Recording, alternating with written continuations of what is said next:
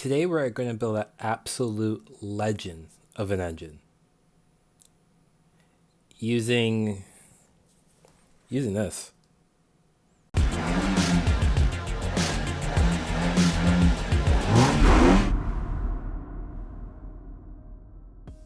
All right, my crew, welcome back for another video. Today we are going to build the legendary big block, crazy horsepower, crazy torque Civic Si engine. That's right, we're going to build the Civic Si engine. To be more specific, my Civic Si engine. We're going to build a 9th gen Civic Si engine, and we're going to plop it into a car. But we'll save the car part for a different day. But today we're going to focus on the actual engine itself. And we're going to use something called automation to build that. I don't know if I talked about it to you guys before, but automation is a engineering sandbox where you can make an engine, you can make a chassis, you can design a whole suspension layout. It's a huge sandbox that even gets an aerodynamics. It's amazing. So we're only going to touch the surface of what this can do today, but I'm excited to replicate all 200 horsepower of glorious Civic engine. Walk out the door, you see someone that you know, and they ask you how you are, and you just have to say that you're fine when you're not really fine. All right, so let's hop into it, okay? All right, so this is automation. You can pick this game up off of Steam. I don't know where else you can get this game.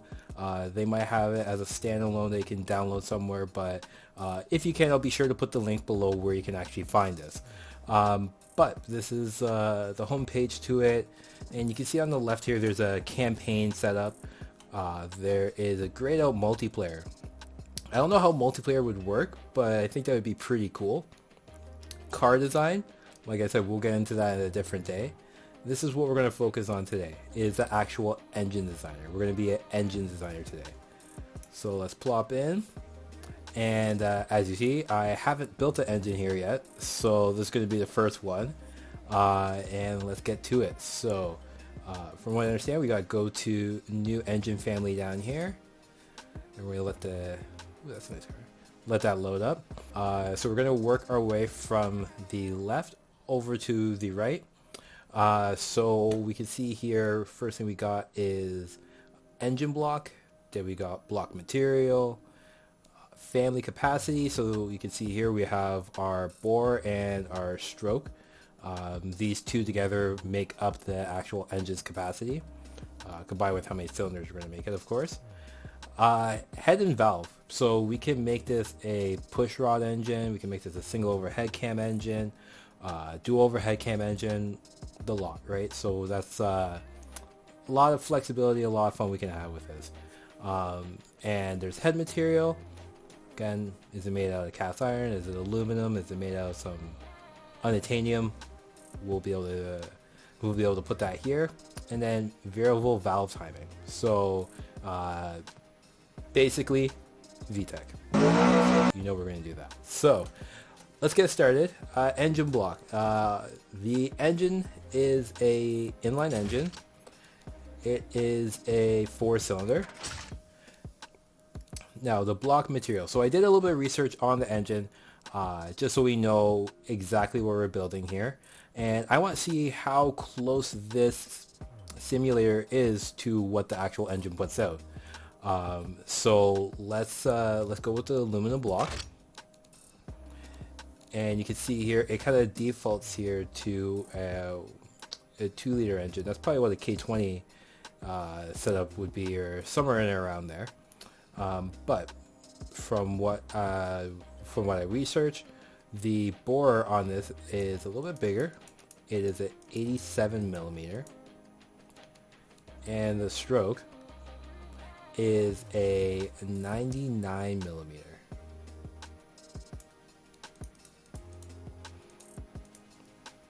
Now, one thing that I actually found out, it's a little sad. The engine is actually not entirely a 2.4 liter, and this is the case with a lot of engines out there. They'll advertise the engine as a 2 liter or or 4 liter, whatever it is, it's not exactly 2400 cc. So this one is 2354. They round up, make it 24, call it a 2.4 liter, make everyone happy. So instead of them having to put 2.354 liter for every single engine out there, this is what they do. So is what it is. Next, the engine is a dual overhead cam engine. So we're going to select that. And each cylinder has 2 intake and 2 exhaust valves. So 4 in total for each cylinder. So we're going to click 4. The head's also an aluminum head. So we'll go with that. And they should just change this to be VTEC, but we'll put that on there. So that's basically our engine now. As you can see it there, let me get a little closer.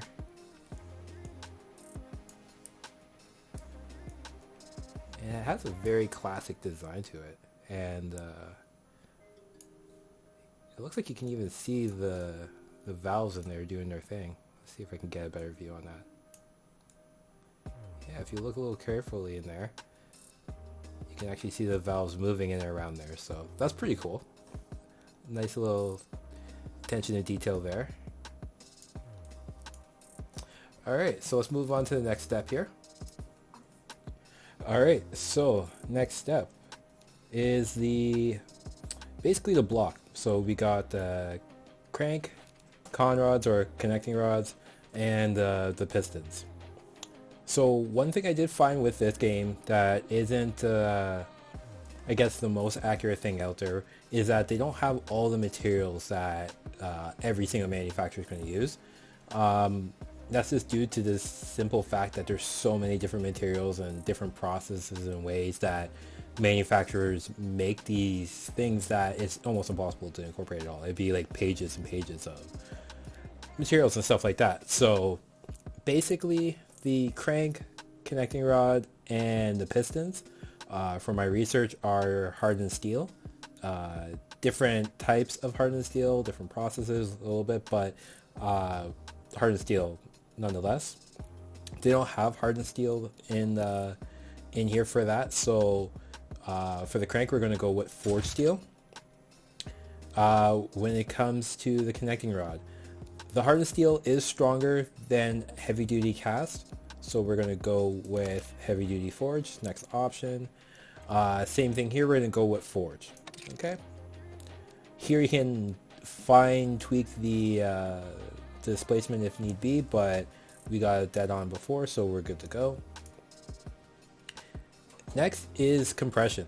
So we know the compression on the engine is 11:1. And that's basically the end of the exact details things for the engine that we can pull from Honda and be exact with. Everything else is kind of on the slider scale and is up to interpretation. We'll try to keep it as accurate as possible. So next being the cam profile, they don't let us put in the exact cam duration and like the actual lift and all that type of stuff on there. So we're going to kind of use just general knowledge. We're going to make it broad compared to every other engine and figure out where it kind of falls in between there. So the cam is, I would say, basically in the middle. Maybe a little bit more on the sporty side. Now I know it's an SI, but it's not that aggressive with its cam lift and whatnot. This engine is trying to really emphasize torque, so a lower cam profile can usually help out with that in certain cases. So we're gonna leave that at 55. The VTEC cam though is always going to be a little bit more aggressive. I'm going to say that it's going to be maybe 75, 80. We'll leave it at 80.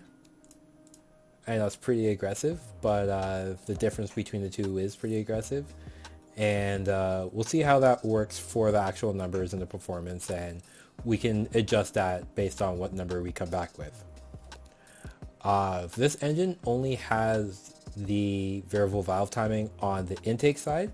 The game does allow you to choose between the two. So we're just going to go with the intake side.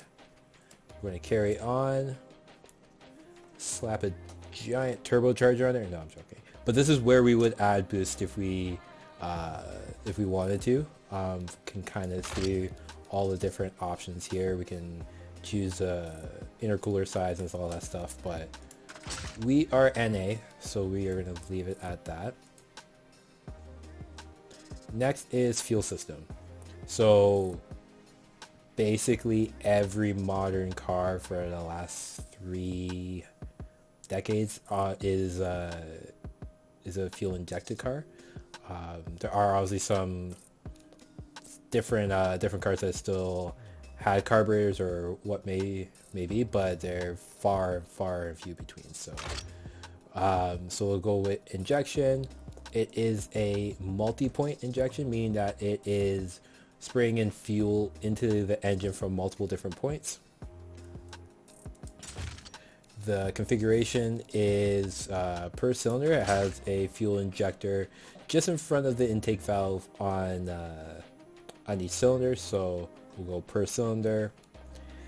The intake, this is where we can kind of choose between if it's more like an intake manifold design, really. I think they should kind of word it that way, but again, there's no way to really measure this up exactly against like every Honda intake manifold. It is a pretty standard one.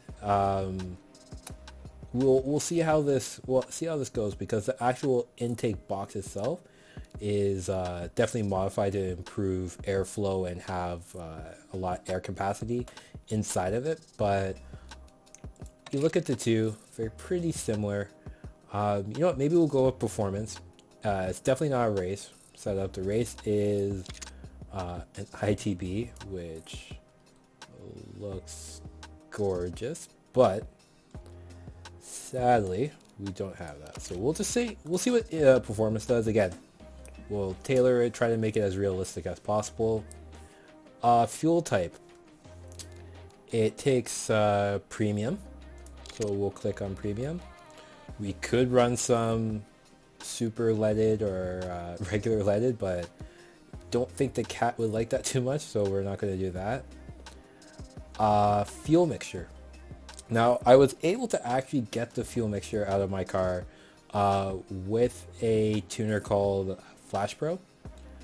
So I was actually able to figure out stock what the car is trying to target at wide open throttle. So that's handy. That's not very easy to find, but it was there. So it's trying to target 12.5 liter or 12.5 parts air for 1 part fuel. So that's the mixture it's trying to go after. And yeah, so we'll go to ignition timing. The ignition timing I was also able to find there. It seems a little bit more advanced than what I would expect from a regular street car. Again, maybe this is where they were trying to make the additional power. They didn't really go crazy with the cam and the duration and everything like that, just to allow for flexibility with the ignition timing maybe. Who knows, but I would say it's definitely on the advanced side. I'm not going to say it's like in the 80s or 90 area, but I think 70 is probably a good estimate to put it at. Now, again, this isn't 70 isn't something you can go plug into your car and make work, but it's kind of a sliding scale, and I think it falls within there. RPM limit. This is the sad point for every 9th gen SI owner that has to hear about people hitting VTEC and running it to 9,000 RPM, because our engine only revs to 7,200 RPM. Mind you, it's kind of limited by airflow, but basically that's it. That's where it's going to rev to. Some people do rev it higher, but they do have to do quite a bit of work just to get that to happen. So it is what it is. Header. So this isn't going to be exact to the car. The reason being is that the way that Honda designed the head is that the ports that are all there individual, they actually have like a collector built into the head that all force it to the center to come out of just one port. So none of these are going to be exactly like that. This is pretty close from what I was able to tell, but it's hella restrictive, and the actual design of the Honda one is definitely a lot better and does flow a lot better than a cast log. This does look a lot better. It does look like it's a little bit optimized for flow. I still think that this setup would still be a little bit more on the restrictive side. So I'm going to try the tubular setup, see how that goes, and again, we'll adjust it if need be.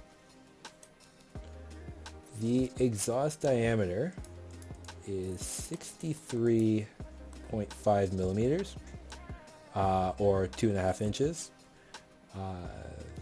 Let's look at the catalytic converter. Basically, every car has a 3-way catalytic converter nowadays.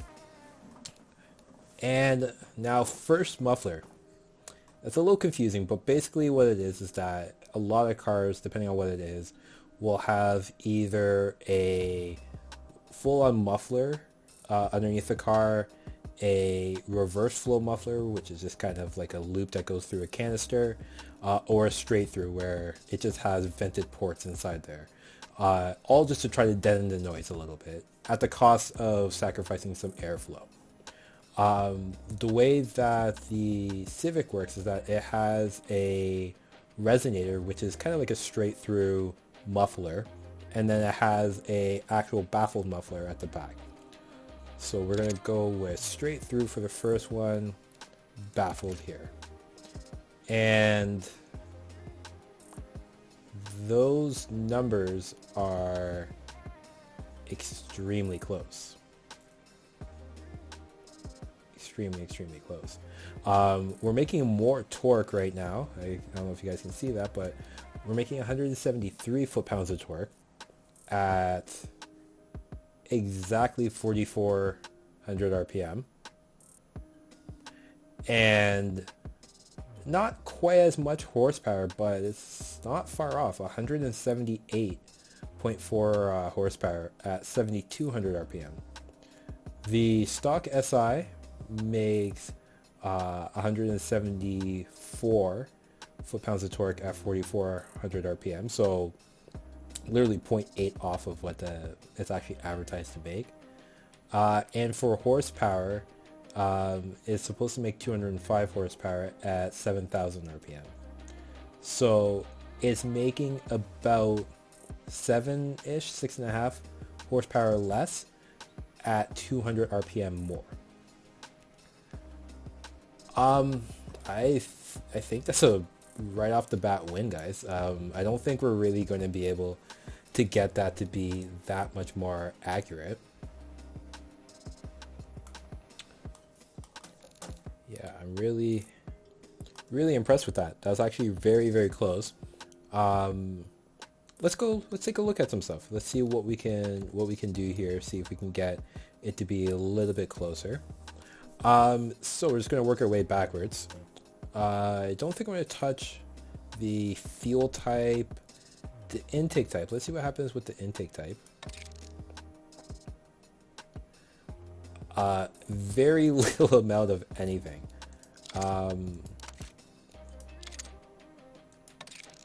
Yeah, I think we can honestly even just go with the standard setup, because we can see that a performance intake won't make that much of a difference at this point.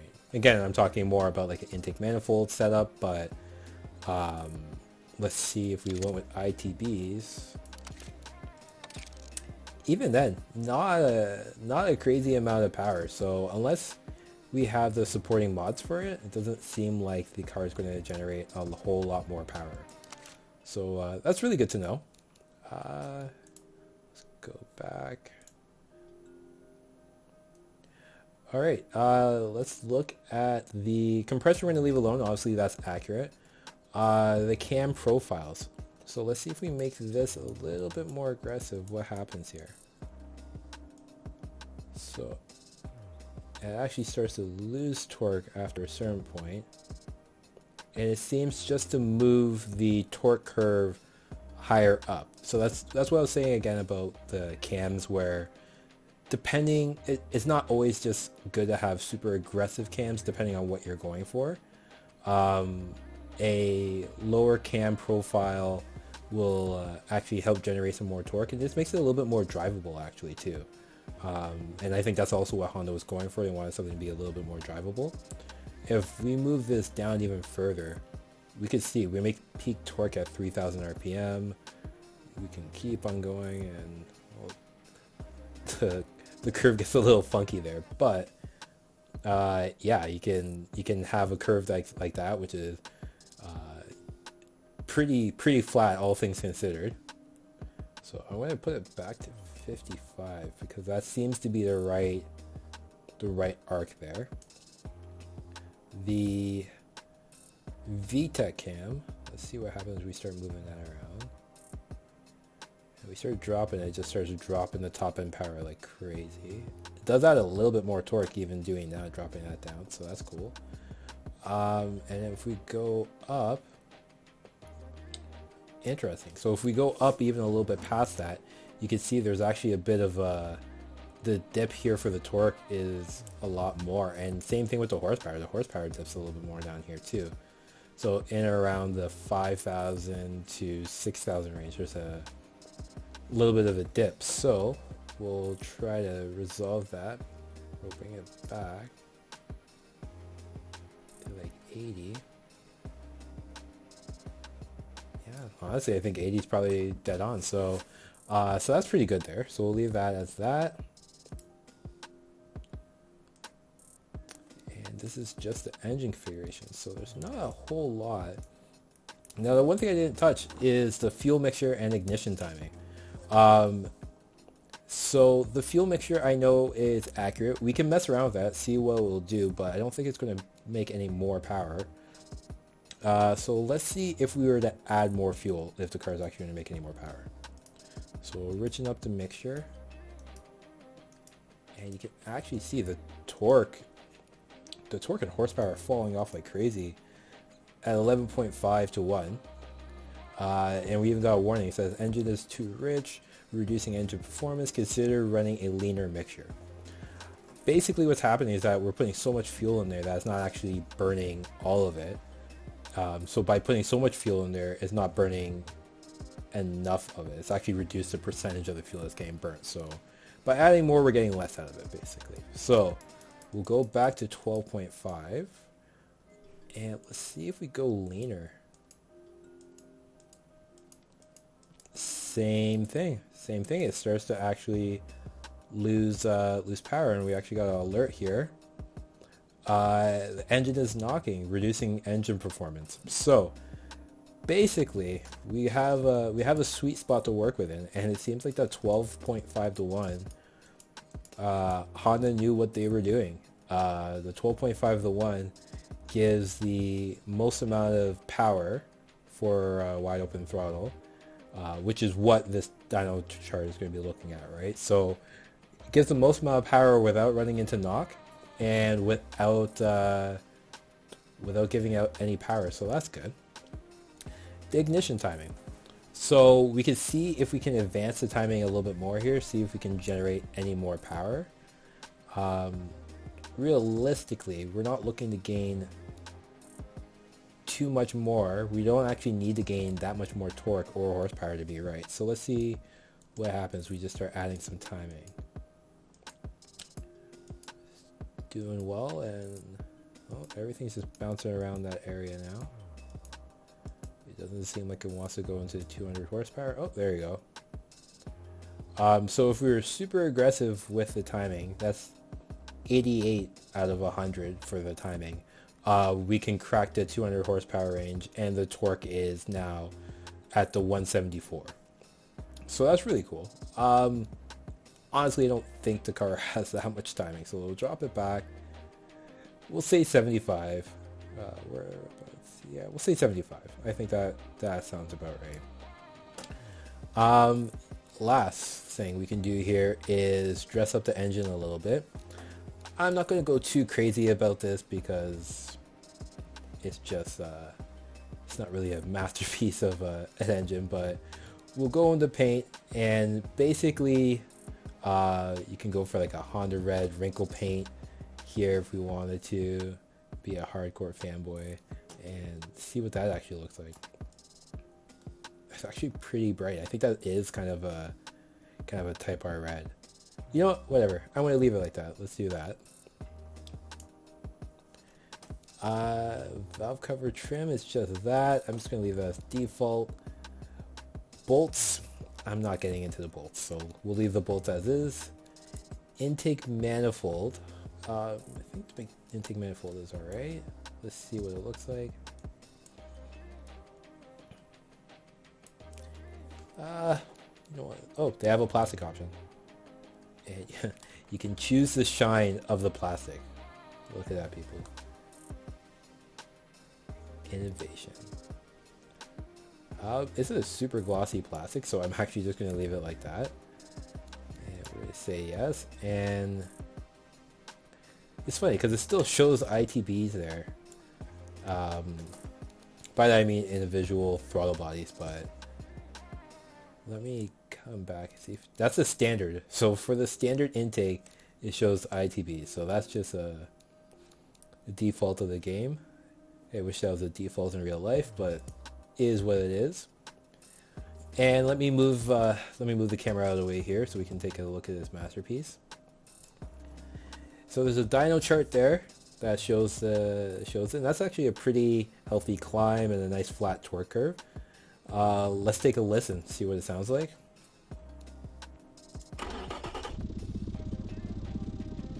Sounds like a tractor. Okay, that sounds about right. Oh, little burbles out of it too. So the sound, I don't know if that's crazy accurate, but it's not that far off. The idle definitely sounds like a tractor, but otherwise that's alright. I'm actually going to move the camera again a little bit over here. On here it shows you kind of like the tolerances of things that are getting stressed out during the dyno pull. And then you have like an airflow bench here. So I'm going to run it one more time so you can take a look at that. We'll see what's lacking.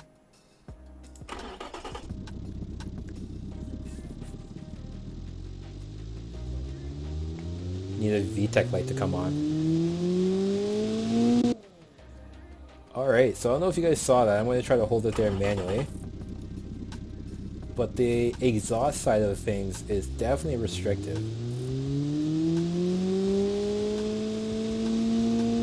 Yeah, header, exhaust, that connecting rod doesn't look too happy. Yeah, so we kind of know that those are possibly some weak points in this engine. But at least now we have a baseline. This engine seems pretty accurate. Who knew? So automation, it's a pretty cool tool, and now we have something that we can come in, and if I was like, do I want more aggressive cams in my car? Probably not, unless I have something to support it with.